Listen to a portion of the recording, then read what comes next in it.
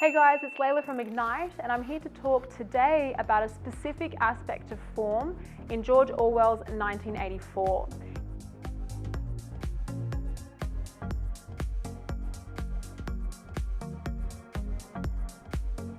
If you'd like an intro to the concepts of form in 1984, watch our other video which gives you an overarching understanding of the hybrid mix of genres that blend within his text. But today there's one genre that I'd like to focus on, and that is the notion of realism within the construction of 1984. And I'd like to talk to you a little bit generally about this aspect of form, and then I'll give you a specific textual example and show you how you actually implement an aspect of form within your analysis. And just to flag, form is absolutely crucial to your understanding of text, regardless of the text that you are studying. If you are doing the HSC this year and you're studying 84 for human experience, if you have a look at some of the NESA past paper questions, they do actually specifically isolate form in the questions. They'll either give you an aspect of form that they want you to discuss in your essays, or they'll ask you to comment on form more generally. So the content I've got for you today is obviously going to be super useful for that. So stay tuned, take some notes, and make sure you look at how I've implemented form within the actual analysis to help you in the crafting of your essays.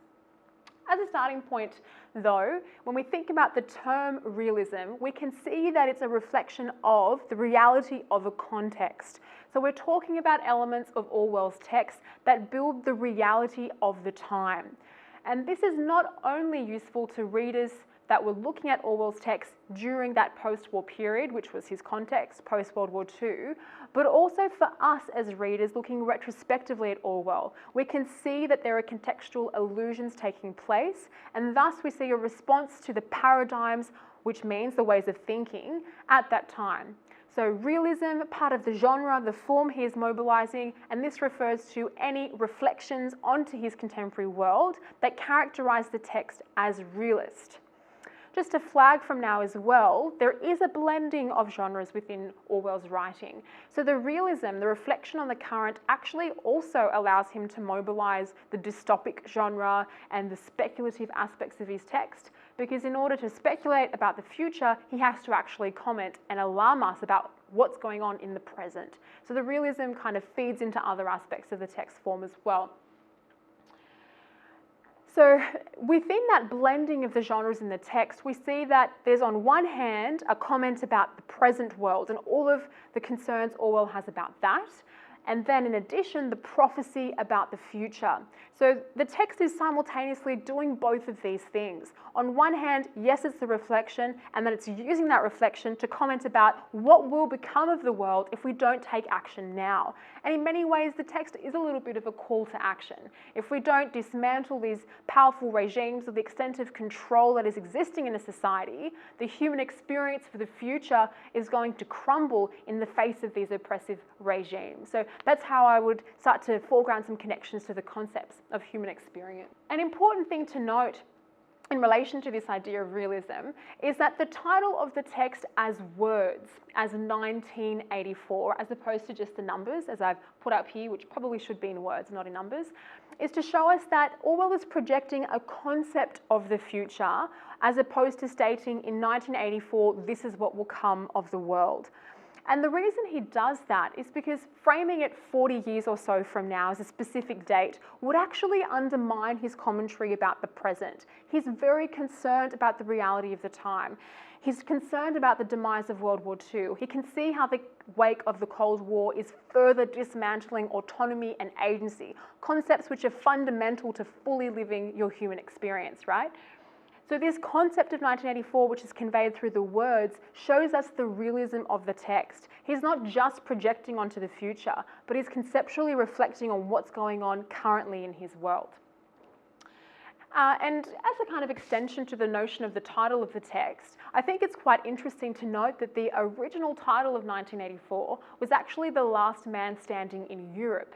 He did change the title because he didn't want to limit his comments on control and regimes to his contemporary geographical stance. He wanted it to have more of a global impact. But I think that title does also tell us about the reality. He was living in Europe, he saw the ramifications of the closure of World War II, and he's really reflecting on that.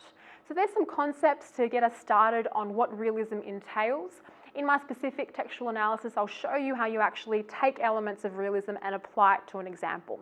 So here's a quote from the text. It's from the very beginning of the text. It reads, "Coloured poster, the face of a man about 45 with a heavy black moustache and ruggedly handsome features." Okay, so this is a description of the image of Big Brother, how he's characterized in the text.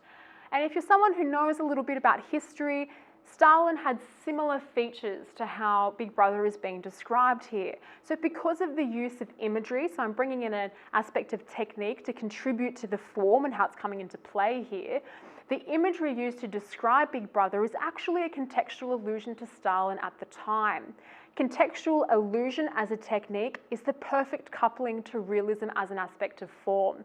That relationship between feature here and form is really crucial because through contextual allusion, he's able to reflect on his current world, which is the aspect of realism within the form of the text.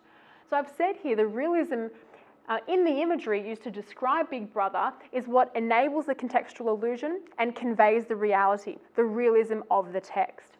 Now I'll show you how you actually put it into a sentence. So if you're writing a body paragraph and you're wondering, okay, well, how do I actually bring form into my analysis? This will be really helpful. As a bit of advice for crafting your body paragraphs, it's really important that you bring form into, I would say, every single one of your body paragraphs, if not more than once, because the more form you've got in there, the better prepared you are for questions that ask you for form. And even if the question doesn't ask you specifically, knowledge of form will absolutely distinguish you from other students. Okay, so in the analysis, we're going to put form, quote, verb, effect, and I've color-coded it in this way to make it really clear to you how I've brought all of these elements into my analysis. Okay, Orwell's text is established as realist from the outset. So I've used that term, the realism, here to describe the genre of the text, and I've started to foreground for the marker how I'm going to be analysing form within my response.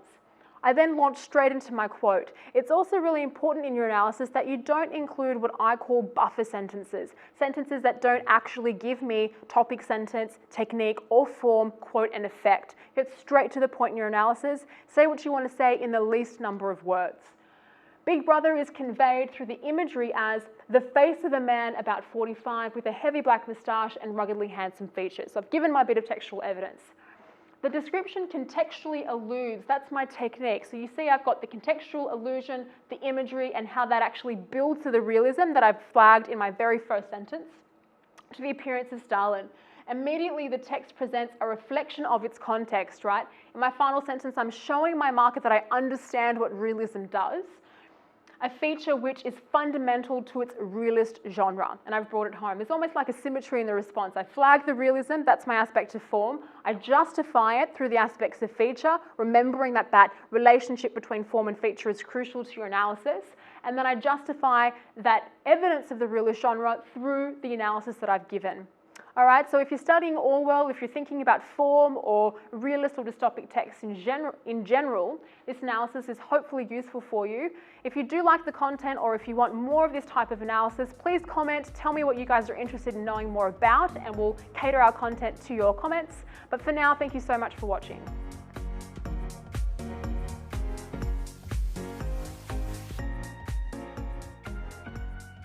Hey guys, thank you so much for watching. If you do like the content, subscribe to our channel and we'll have more videos coming your way.